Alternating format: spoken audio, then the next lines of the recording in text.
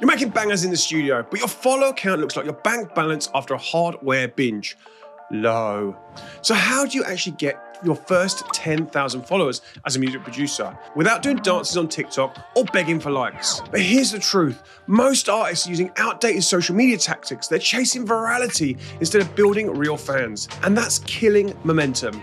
And most of the advice out there is outdated and not targeted for music producers and DJs specifically. That's why I've made hundreds of videos on this channel to give you real strategies that actually work in today's dance music landscape.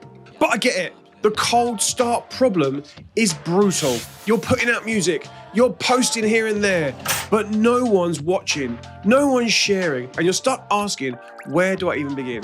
That's why this conversation mattered. I was asked to speak at Toolroom Academy live at Fabric in London recently, and it was a banging day. Was you there? Let me know in the comments. I spoke alongside some of the brilliant minds. Rewire, who's a massive friend of this channel, and we spoke about his content loads. Laura, whose content I'm absolutely loving right now, and is absolutely banging. And Lawrence James from the massive Crossfader community. I'm sure you know who they are. It was all hosted by Toolroom's very own Pete Griffiths, who we all love, don't we? We tackle real questions. Why do some artists build real fans while others get ignored? What does being authentic actually mean? What's the smartest way to grow when you're starting out? And in this video, I'm going to break down those questions and give my raw and honest answers. So if you're stuck at the start and you've been posting with no traction, this is going to be your roadmap. I'm also going to look at some of the questions that weren't asked in the day. So if you were at the day, we're going to focus on some of those as well. Hey, I'm Grahame. I've worked in dance music for 20 years. I've built data transmission, grown a 500,000 strong community. And the last decade, I've helped artists grow from unknown to unforgettable through my platform, The Artist Blueprint, when we focus on real artist development and smart music marketing. Okay, let's jump into these questions. I'm going to dive into the laptop. We're going to read them. It's going to be a bit of a different video, and I hope you enjoy it. So let's go. Okay, let's get into this. I'm going to read these from my laptop, so I'm going to be looking down here a little bit. So apologies, it's a different style of video. I want to go through these questions and kind of answer them. I've got some notes around the answers that I was going to give. And as I said, we're going to look at some of the questions that weren't even spoke about on the day. So the first question, before we get into the strategy or content, let's zoom out for a second. Why do artists actually attract fans and others don't? What do you think makes someone go from a casual liking a track to actively following an artist, talking about them and buying their stuff? What's the spark that creates real fandom today? Now, this question had me stumped at first because for me, the answer is quite brutal. And my answer is really like most artists don't give themselves a real chance. Like they have a flurry of content, they try it for a few weeks, maybe get a few likes and then stop. And which if you microanalyze the results and compare that to the size of the page and how good they are and how big they are, they might be actually good results, but if they're thinking then they're not results and they think they're kind of, oh, it's failed, it's not worked, but compared to what their size is, then it has worked in some. There are wins in there. And I always try to look at like what the small wins are compared to did it maybe not have achieved everything it was going to try to do, especially if your consistency stopped with your content, or maybe you run out of ideas. And obviously with my channel and with my Instagram, I give out loads of ideas for content. There's loads of, like I speak about content such a lot. So, and if you kind of like microanalyze those results compared to the size of the page, like I said, they could be good results and they could have wins. The other thing is maybe they're on an old account that's been dormant for a long time. If they've just got back into it and then they're expecting to explode and get the same reach they had maybe a few years ago, well, those people that are fans may have moved on. So they kind of assume it's not working and then like retreat back into the studio and then they kind of go back to like the most thinking like the music will do the talking. Well, it doesn't essentially. Feels safer than putting yourself out there. And the truth is like a lot of music producers will distance themselves from social media, see like one viral DJ doing a dance and go, nope, that's not me. I'm not doing that. I don't want to make social media content. So some of those people will refuse to make content and they're not going to blow up, even though they've got loads of knowledge. And they're like a nervous tortoise. They shrink back into their shell and go, no, I'm not going to do it. I can't do it. Where it's like safe and warm. But really, if you want to build fans in 2025, you have to shift your thinking. And making music is one form of creativity. And I always think like this. And content is also a form of creativity. And like I always think like you spend hundreds of hours learning to mix and produce tracks and finish tracks, but then won't spend more than 5 hours learning content and learning how to basically make the visual part of the music. And there are so many ways to show up online now. So many different formats that actually work for DJs and music producers and vocalists. And you just have to spend time studying them like you would reference a track before you start making a track, you know? Take a look at what artists and DJs are doing in your space and what content is actually working for them. Not just the viral stuff. Look what's actually building consistent engagement. Instead of getting negative about someone else's social media growth, study it and see what's working and can you flip that? Like pay attention to things like format. Are they using voiceovers, clips from live shows, behind the scenes footage in the studio? They're doing text over reels and story-based captions.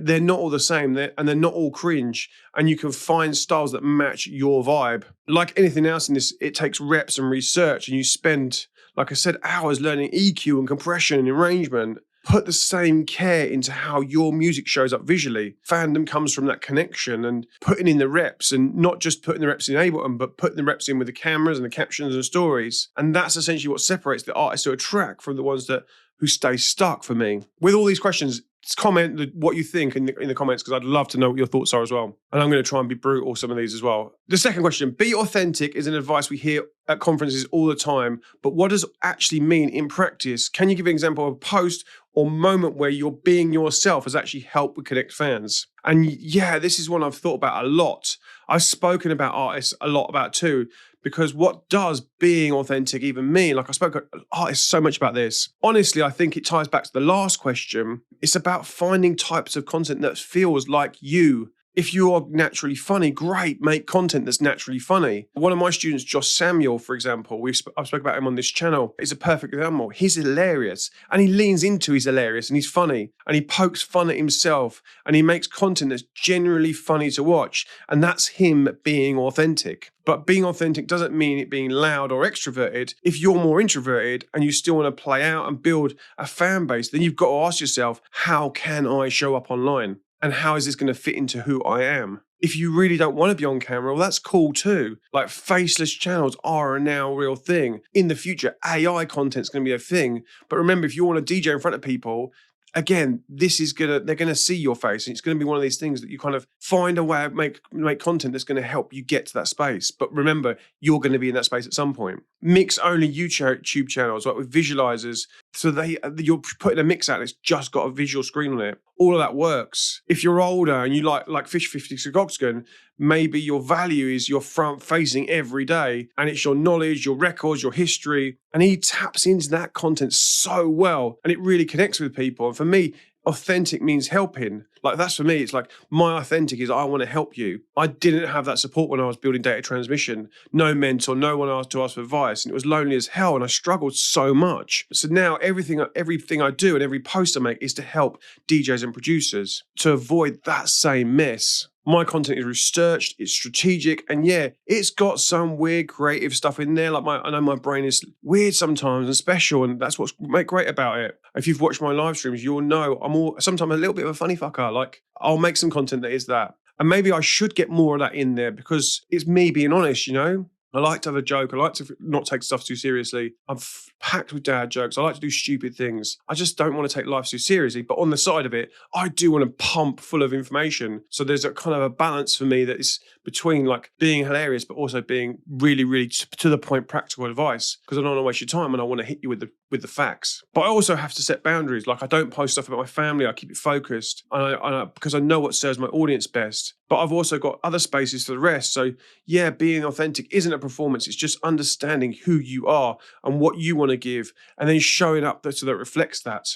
How important is platform-specific strategies today? Should artists treat Instagram, TikTok, YouTube, Shorts differently or just get focused all in one? Now, we're all pretty unified on this on the panel, and we're all like, don't try to be everywhere. Pick one or two platforms max and go deep. Too many artists try to post everywhere and copy and paste the same content and then wonder why nothing lands. But every platform has its own culture, its own algorithm, its own kind of language. So if you want to grow, you've got to lean into that platform, work out how it works, how to engage with people, and what formats work. For me, I started on SoundCloud, and it's still the platform I open every single day first. And that's where I built data transmission early on. Like I really went heavy on learning SoundCloud. I really built that following. so that my main channel is now like 192,000 followers and done 150 million streams. It wasn't just about uploading tracks every day. I spent hours on the platform. I followed people. I shared. I commented.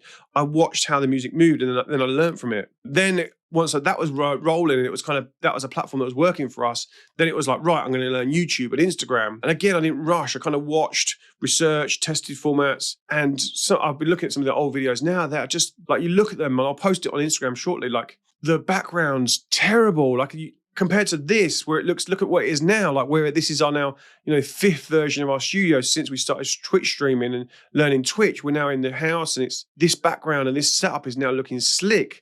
But even looking at this, I can see like 10 things that I don't like. And I'm not going to stop not making content because I'm not happy with these 10 little things. I'm still going to go forward and still push forward, and I'll just evolve it over time. And then the other things I've learned, like Twitch and Discord, but all these things have kind of come after I've learned one platform and moved on from that platform, so that then I've got a team helping with that platform. If you're a solo artist and you're a DJ and you're making content, then really, really narrow and go get a couple of platforms really, really right that really work together.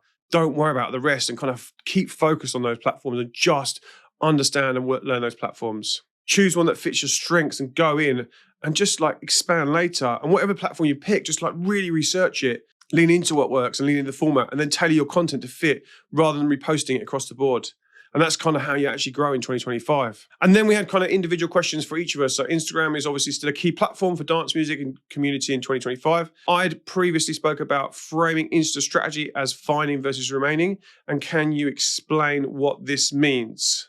So yes, Instagram is still a key thing. And I say this from loads and loads of data. Before a student becomes a student of my course, The Artist Blueprint, we have what's known as a discovery call to learn more about that potential student. I really want to understand you and understand whether you're a good fit for the course, while also garnering a deeper understanding of their background. And in 98% of those calls, the person that's a potential student will say their main account is Instagram. And I've done like 700, 800 calls, 800 of those calls, and everyone always says Instagram. So it's coming from depth. This is the place where DJs start as a platform. It surfaces, lends itself to music producers. So yeah, I'd say Instagram is still key. And then the second part, obviously, Grahame, you talked about Insta strategy as finding versus remaining. Can you explain what that means? I actually explained this really, really well on the day, and I'm going to play my answer because the actual panel's up on YouTube, and you can go and watch it on the Toolroom Academy channel. I had some surprises in the audience. I'd made these like boards with images on, and I placed them around the audience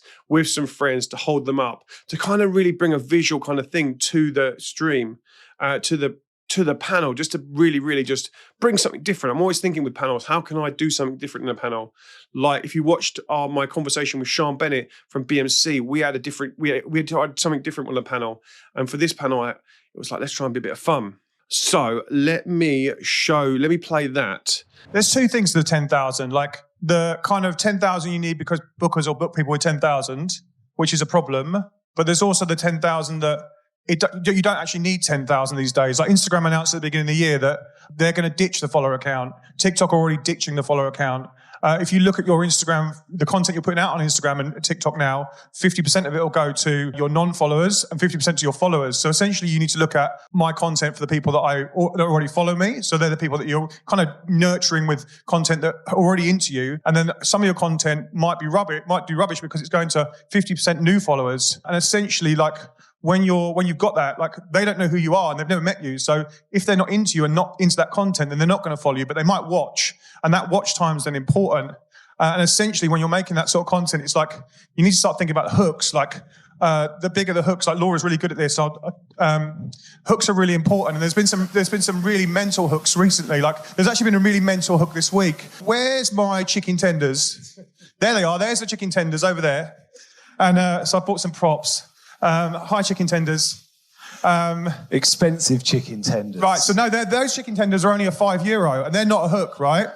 But where's my caviar? There's my caviar over there, right? So when you add the two together, that becomes an €80 hook.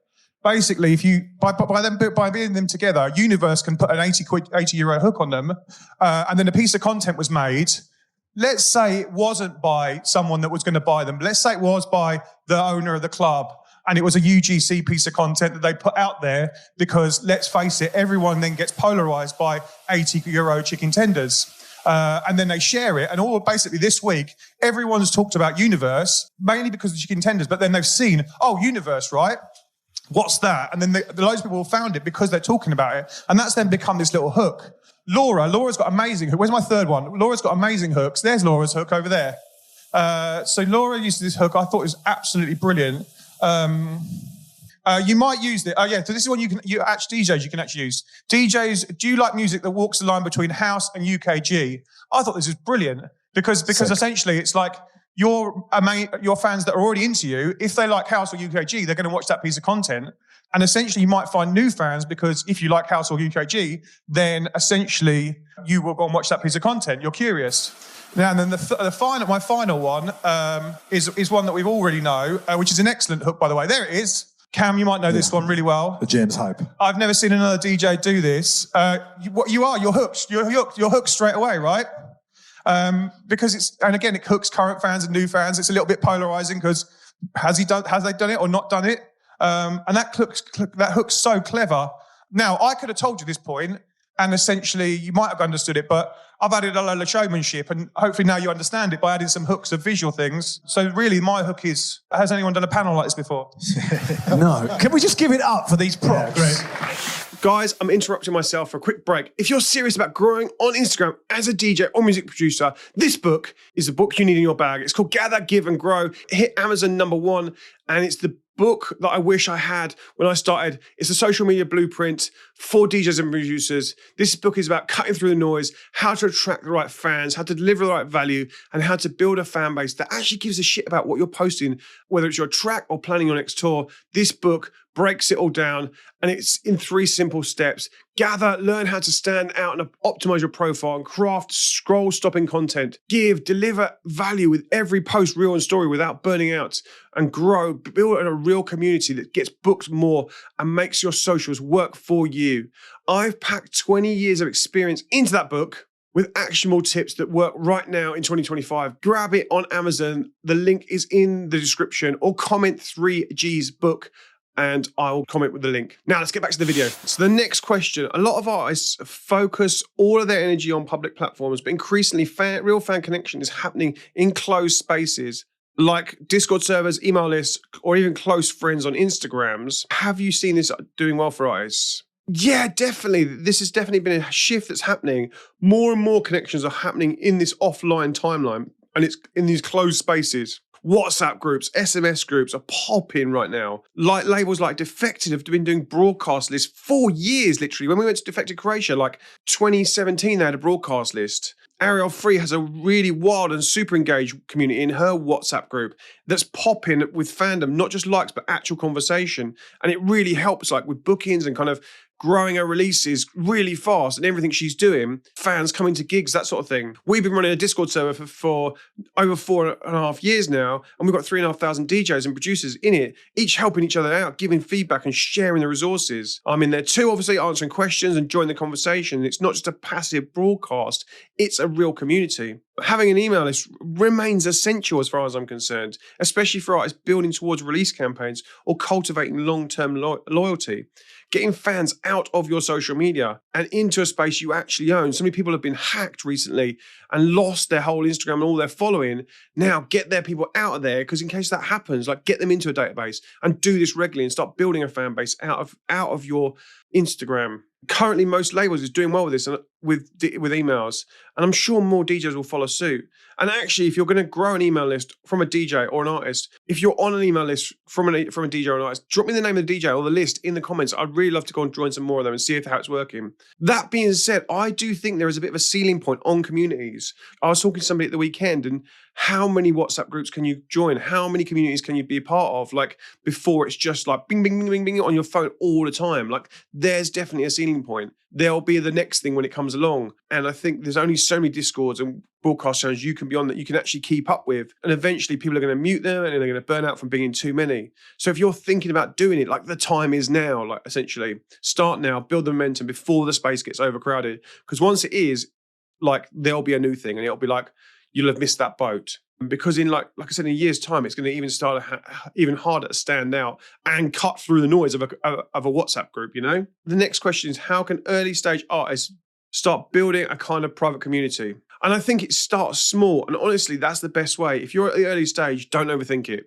Like don't need thousands of fans to build a community. Start with 5 or 10 producers of DJs who make similar music and care about the same sort of sound. And that could be like a genre-based WhatsApp. Maybe it's like starts as a place of sharing new music and giving each other feedback or talking about gigs and places you can go and hang out together. Especially if you've got like no friends and you're no friends in this space, like getting in these little communities where you're in communities with, other people that are like-minded and doing the same thing. Like we have communities from my Artist Blueprint crew that are in my even Discord, but also Facebook and in WhatsApp, where they're all helping each other when it's like, my track's on sale. Can everyone help me? Can everyone go and pre-save my Spotify track? I've got this demo. Who do you think I can send it to? Like those little ones and twos are just more powerful than a massive thousand sometimes, And if you're a bit further on, like Ariel Free, her private group is her super fans. They're the ones who show up, they buy the tickets, to rep the brand. And that kind of tight-knit community gives you real booking leverage. Venues don't just book you for your tunes, they book you because you can move people. So no matter where you are in the journey, private spaces are valuable. But early on, think small and focused and genuine. You're not building or following, you're kind of just building this little circle around you. And I'll be honest, when I was younger, all I wanted to be was like in the inner circle of dance music. And there is one, there's this one that's right in the middle of the dance music of all the movers and shakers. And I thought if I could impress the right people and get in the right rooms, I'd finally make it. But eventually I realized, why am I trying to fit in someone else's circle when I can just build one around me? Like I've been in it a long time. And so it started small, sharing ideas, helping artists, building a platform. And now there's like nearly 50,000 of you on this YouTube channel. And there's 20,000 nearly on my Instagram. And there's, like I said, 3,500 in Discord. I'm building this community around myself of producers and DJs and label owners. But we're all part of this wider community we've built together. So yeah, start your own circle, build something real and stay consistent. And you'll be surprised who shows up and starts being inside it. Next one, let's flip it. Imagine if you're mentoring an introverted artist who's generally great at music, but no confidence online. What would you personally tell them to focus on? A content type, a platform, or a mindset?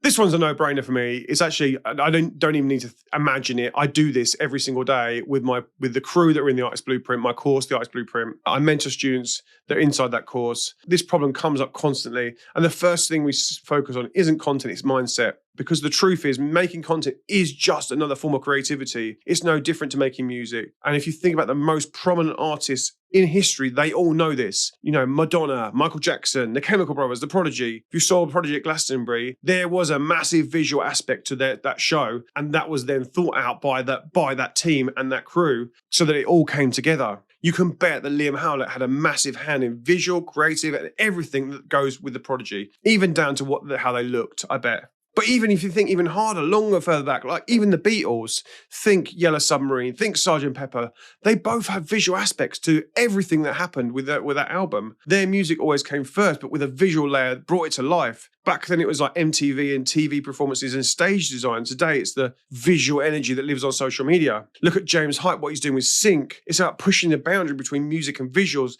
in a way that evokes even stronger emotional response, whether that's good or bad, So if you're introverted, it's not just been about being loud or extroverted online. It's about asking yourself, how can I turn my music into a visual experience that is creative? Then again, start small, one platform, one idea, one post, and just really build out from there. We actually had a student a few weeks ago who's coming back to social media and their confidence was so low in their content and what they're posting. And they brought one reel into our Blueprint group calls, but were so nervous. They literally stood at the back of the room while we watched this piece of content. We were like, come on, let's just watch it. There's 6 of us in this group call. It's really tight. It's really cool. Let's watch it. Let's see what happens. And we can give you feedback. And we watched it and we were like, this is brilliant. It's a really good piece of content. It's a really good story. You've told it really well. You spoke really well.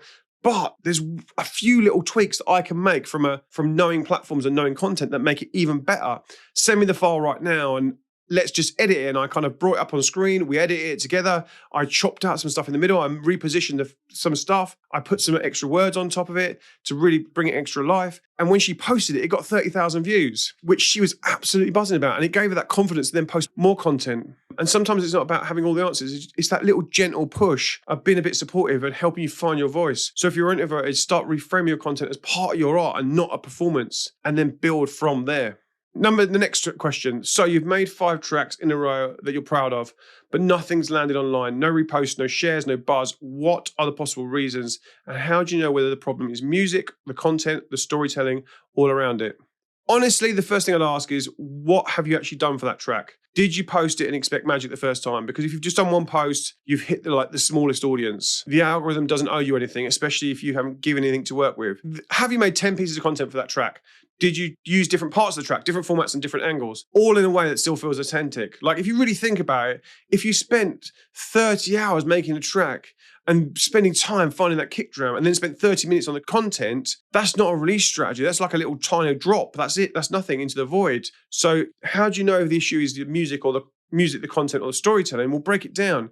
If people hear a track and respond well, but your content flops, then it's probably the format. If people aren't watching your content, then it's like the hook or the story problem. Also, if people watch and scroll past, then maybe the music isn't connecting, so it's worth exploring that. But 9 times out of 10, the problem isn't the music, it's the artists that don't give the track a real shot. Promotion isn't selling out, it's part of the track being heard. How useful is data when you're in the early stage? Are follow counts, saves, and reach actually useful, or should artists just focus on conversations and building community? For me, data is massive, especially early on, because at the start, you're not just building a fan base, you're figuring out what works. And I always say, don't just look at the content, study it. Why did one post land and another flop? Why did that reel get 50 shares, but the last one didn't move at all? Start by looking at your post insights, not just the likes, the saves, the shares, but the watch time. Watch time's so key. Did someone watch all the way to the end? Did they watch it again and again? If that happens and you can see that data, you can tell if a piece of content is good. If they're only watching half of it or even less than half of it, then you've either hooked the wrong people, they've got bored of watching it, it's just taken too long to get there. People's attention spans are short, man, and you need to really hook them and give them the meat quite quickly. And a tip, if you haven't already downloaded the Edits app, which Instagram have just released, go and download that, because there's loads more stats that you don't actually get in the insights of Instagram. That you can see more data about each of your reels. It gives you deeper data. It's really, really cool. And this helps spot patterns and understand drop-off points and learn what is resonating with your audience. But also each format has its own goals and its own metrics that matter. Like Reels is about watch time and shares. Stories is about replies and polls and DMs and actual interaction. But sometimes each story, if you watch my video on stories of the week, each story might have a different goal and therefore different metrics that matter. Look at what the actual metrics are doing